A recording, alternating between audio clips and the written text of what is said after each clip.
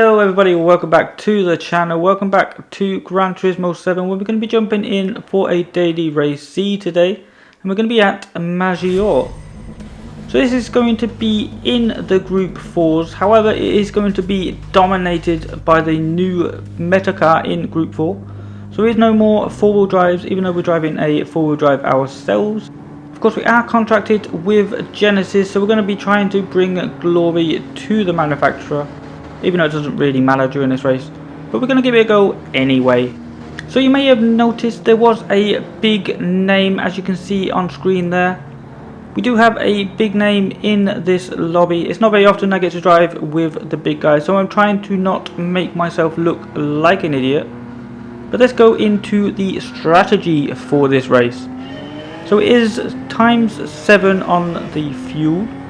So it is a fuel saving race. We're in a big beefy four-wheel drive, so fuel saving is not going to be an option for me. I'm going to try and save a little bit so we don't lose too much time during the pits, and while we're behind in the slipstream we might as well save a tiny bit of fuel that we can. So I'm going to be starting here in P11. We do have a Mustang and a NSX I believe up in front, and then also a Nissan Silvia just up in front of that. So all the unusual cars are towards the back. The Audi TT is going to be the meta car, the car to go to for this race and probably for future races in Group 4, as we just get completely murdered there from the Porsche behind. That's going to send us off wide. That is going to give us a load of dirty tyres. We're also going to lose one position to Patrick up ahead. And now we have the German who punted us off, and we also have Key right behind the German. So we're losing our cool a little bit here as we get pushed alongside by the Porsche. That's going to mean we're slow, so we get a little bit of a bump draft from Key. Now I'm trying not to lose too much position here. I don't know why I swerved over to defend. That was really not the best move for me. We're going to come into Banky Boy for the first time here, and we're going to get the old switcheroo completed from Key, taking up 2 positions there, and we're going to go all the way down to 15. So not the best opening lap of this race, but we still have a long way to go. It is a 10-lap race, so there is still a lot of time to try and claw back any positions that we can. Keeping an eye on the fuel here, as you can see we have around about 6 laps of fuel remaining. We also have 9 laps left to go.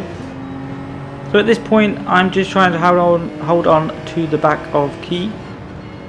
He is one of the world's fastest drivers, so as long as we can hold on to the back of him and not murder him, then it should be pretty good for our pace. Of course we are going to have to make a pit stop during this race. We're also on the racing medium tyres. Now it was only the racing hards that were mandatory for this race. We do have the option of mediums, but then you will have to make a pit stop and change as we go a little bit wide here coming onto the grass. So I know for a fact that Key was doing the no stopper. It is slightly faster, but again in the Genesis it just is not an option. You will be losing so much more time.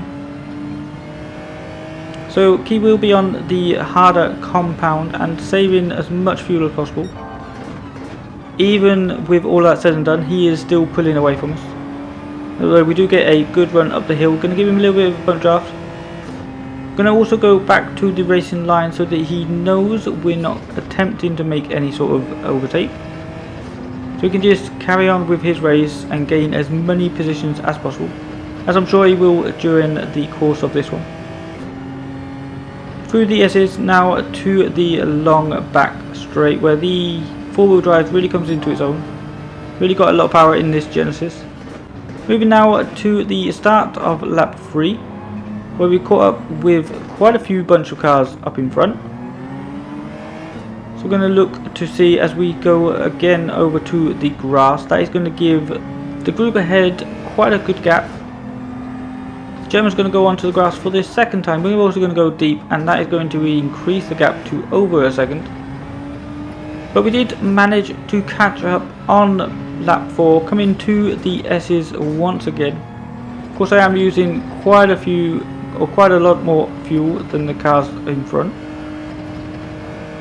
As you can see, Key is going all over the back of the Audi TT in front of him.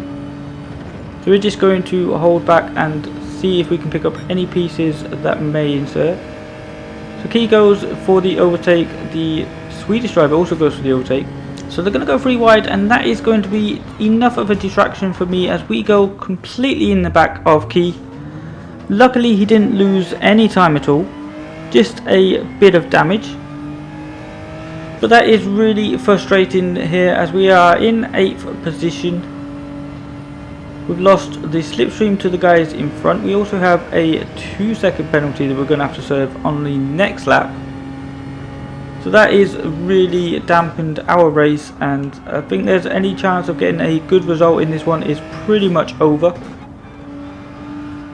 Coming through the final S's for the 4th time now, we're going to fast forward to the penalty spot. Coming over to serve our penalty here, we're going to lose 1 position. We're also going to lose another position as the Frenchman is going to be close enough, is he? Yes, we are going to lose that position as he goes up the inside.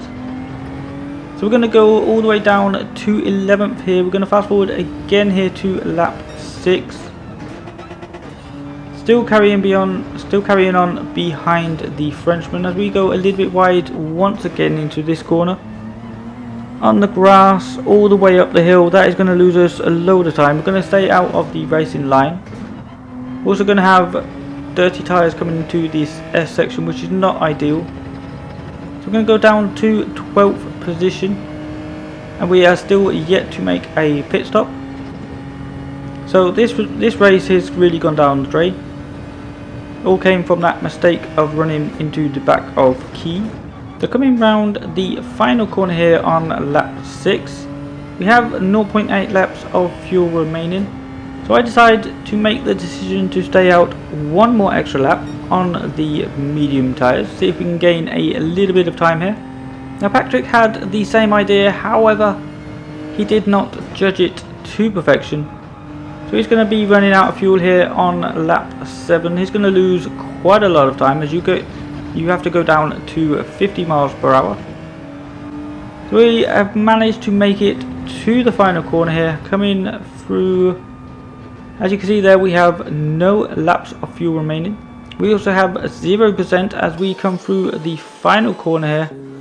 Fast forwarding all the way, as we can see, we have quite a lot of fuel to put back into the car. So we're going to come out here in P14. We have the Italian with a 3-second gap in P13. So we're going to fast forward once again here to lap 9, where we did manage to pick up pace and we managed to catch the Italian who is driving the Toyota. We're going to go clean around the outside here, but it's going to defend it quite well. That's fine, we'll get the good run coming up the hill in this 4-wheel drive. So we're going to go to the outside once again. We're going to make that move stick before the next corner.